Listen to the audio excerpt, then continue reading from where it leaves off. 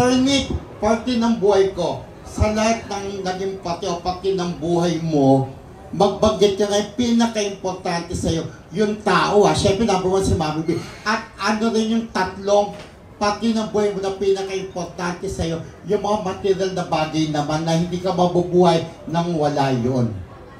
Daming tanong, teka. Ano yung una? Una, pati ng buhay mo, yung tao. Okay. Siyempre si Mami B. Si Mami B, sinagot na. It's Mother's Day, napansin niya tuwing Uigo, it's always May. I'm not ashamed to be called Mama's Boy. In fact, I'm really proud to be a Mama's Boy. Ewan ko, iba yung saya eh. Iba yung saya pag natutulungan ko si Mama. You know? And then, whenever she's happy, I'm very happy. Iba yung saya, hindi ko maintindihan. Kahit yung medyo nagpapasaway na siya, yung OA na siya. Ewan ko, basta sa akin, pinangako ko sa kanya, I will save all my resources so I can provide everything to her. Yeah, she's been part of my life and I'm really thankful every single day sa Diyos at siya yung binigay sa akin ng ina. Diba? Marami naman pwede, pero siya yung pinili sa akin. Kaya mo, magkawig kami. Magkaiba lang kami ng kilay. Sa kanya natural. Anyway, parte ng buhay ko rin. So, yun lang sa tao, Romel. And then, tsaka material na bagay. Pangalawa, sa parte ng buhay ko, kayong lahat.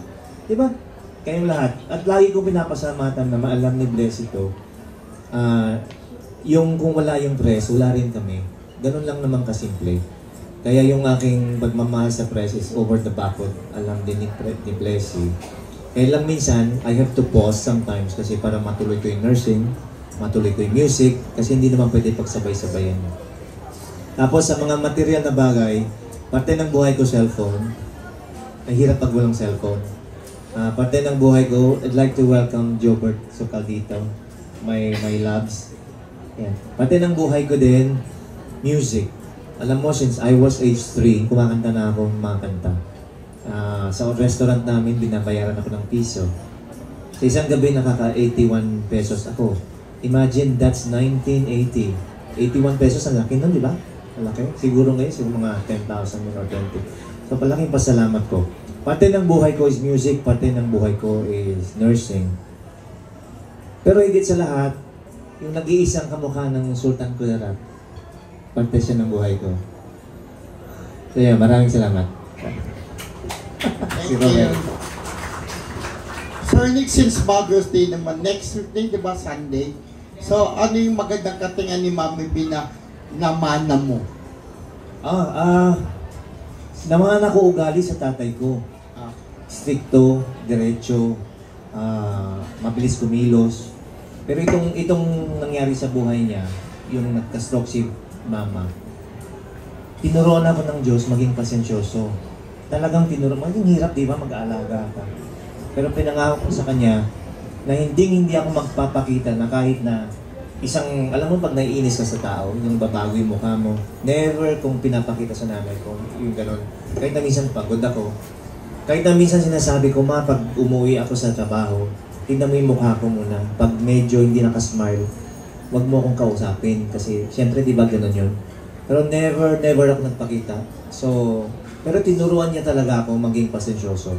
Tinuruan din ako ni Mama paano rumispeto sa mga babae.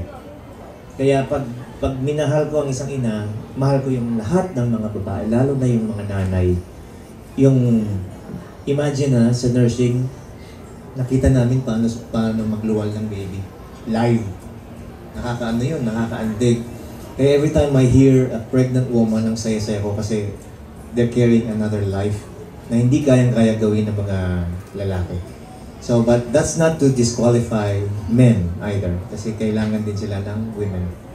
So, katangian ni Mama rin ang kanyang pagiging emotional. Kasi dahil sa pagiging emotional niya, nabibigyan niya ng love ang bawat situation. Nakikita niya yung ibang side ng story. Diba kadalasan pag ito yung sitwasyon, ito na agad yung decision. Pero pag inaluhan mo ng emotions, medyo naiintindihan mo kung bakit nangyayari ito, bakit ginagawa ng isang tao. Yeah. Thank you, Sir Nick. Di ba, may sister po si Miss Evelyn? Yes. Bilang isang inatol Mother's, Happy Mother's Day, Mami B! May dala kayong chocolate sa akin. Siyempre, automatic yun. Ay, Miss Evelyn, kayo po, kumusta since Father's Day din naman, no? So, kumusta po kayo bilang isang ina ng inyong mga anak? Ay, wala akong anak. Ay, di pa ba kayo Married ako mother ng, niyo siya? married ako ng 36 years. Opo. Hindi ako nagkaanak. Pero Ah. very motherly ako sa lahat. Opo. Lalo na sa mga magaganda ang ugali na tao at kailangan yung tulungan ko. Kasi nurse ako ng 30 years. Emergency nurse ako ng isang very busy Cook County Hospital sa Chicago. So alam ko ang para maging compassionate at matulungin sa lahat. Hindi lang Pilipino kasi I work with diverse population. So kilala ako kahit anong lahi. Mga Indian, alam ko rin mga Espanyol. So mga community ko, Black community. Mahal na mahal nila ako. So yun parang regalo sa akin ng Diyos na talagang ako ay maraming community at nakakaintindi sa lahat. Kahit hindi ako naging ina, ako po yung very motherly ako. Thank you po. So, sa lahat ng Molcros, tama na daw, sabi ni Blesilda. Puso mo. Ano ba yan?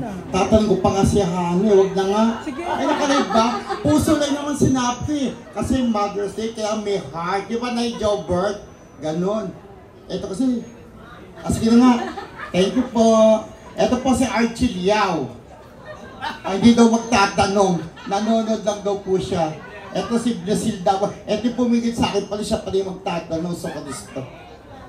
Hindi ako nagtatanong sa mga press ko. Pero dahil MVP ito, at di ba nagkabalikan na kami ng MVP since last year. Di ba? Buti na-invite ako ng MVP last year. Siya lang ang nag-invite sa akin for sure. Iba pa may hawak sa kanya. So MVP, alam mo na yung kaibigan yung lahat. MVP, ano ang, hanggang kailan ka dito muna? Since, mula ngayon, hanggang kailan ka dito? May 28. May 28. Pero mag-stop yung titigil yung shows 25. And then I give myself 26 or 7 today to prepare. So ano-anong plano mo? Ano ang line-up ng mga shows mo? Pwede malaman? Oo. Tomorrow I'll be with Net 25 kay Bel Surara. And then followed by Senior Citizens Group on May 6. Hi Bel! I'll be with you tomorrow. Like Sunday. With Senior Citizens Group, medyo malaking grupo, mga $400 or something. So that's May 6. 13th year anniversary nila. And I'm really planning to support senior citizens kasi we're all going there anyway. So might as well make an impact, para the more awareness we can get through to other people, lalo na kayong mga press, to write about them, how we care about them, we can make an impact. And then, that's May 6, May 7, May 8, lilipat na kami to Zamboanga. Every time I come here, I always make sure I go to Zamboanga and pay respect to my father, my late father. And then since nandun kami sa Zamboanga, dire-diretso na namin kasi sayang naman yung pagod nandun na. May 11 sa Mother's Day, dalawa yung show. From 4 p.m. sa KCC Mall. Medyo malaki siya kasi Mother's Day nagpe-prepare ang KCC ngayon. Tsaka advance sila nagpro-promote, parang Jensen pag Mother's Day. And then sa gabi, doon mismo sa Garden Orchid Hotel gagawin isang parang intimate gathering. Pero show pa din. So dalawa, para hindi lugi yung pagpunta. And then we'll be back after election sa 13. So pagdasal natin yung election na safety sana. And then 14, 15 doon nag-umpisa yung aming charity. In the States we always do events in hopes we can bring help sa mga nangangailangan dito. Ang project ng MVP One World has always been the Smile World Charities through sa Child House and then Kanlungan ni Maria and then nag-move kami. This time doon kami pumunta sa DSWD. Sila pa rin ang recipient namin this time. We'll be there around 11. Pero sabi ko, we will make it better kasi usually when we go, ang init-init, di ba? So now kinausap ko yung grupo ni na Jonas na we will set up a real good stage for them. Kahit mga bata. Nakaka-antig ng puso, pagpunta mo, they're preparing dances for you. Imagine, mga bata, no? And then, sa gabi ng May 15, doon ako po sa Net 25 ulit. At 8 p.m. kay Wedge Kujaman. And then, 18 sa Robinson's Nova. Sa Cinema something. Cinema 1, I think. And then, yung 21 sa Wish Bus. Oh, by the way, nakalimutan ko, May 7 sa Pinas FM 95.5. And then, sa Wish Bus sa 21. And then, 23 sa Santa Lucia.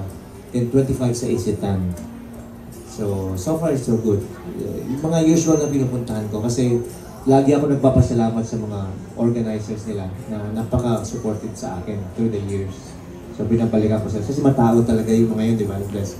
So I had the honor to have Blessy last year host some of my album shows. Ano mo repeat yun? Pwede ngayon, pwede. Nakita mo naman gaano kadaming tao, Bilo Bless. Yung Yes, ang dami-dami. pag lumalabas na ako, nandiyan na, puno bigla. So, hopefully, Blessy, wait lang po ulit si Blessy. Pag gusto niya, umpisa tayo sa... Basta, kumusta tayo mamaya? Why not, di ba? Okay, sure.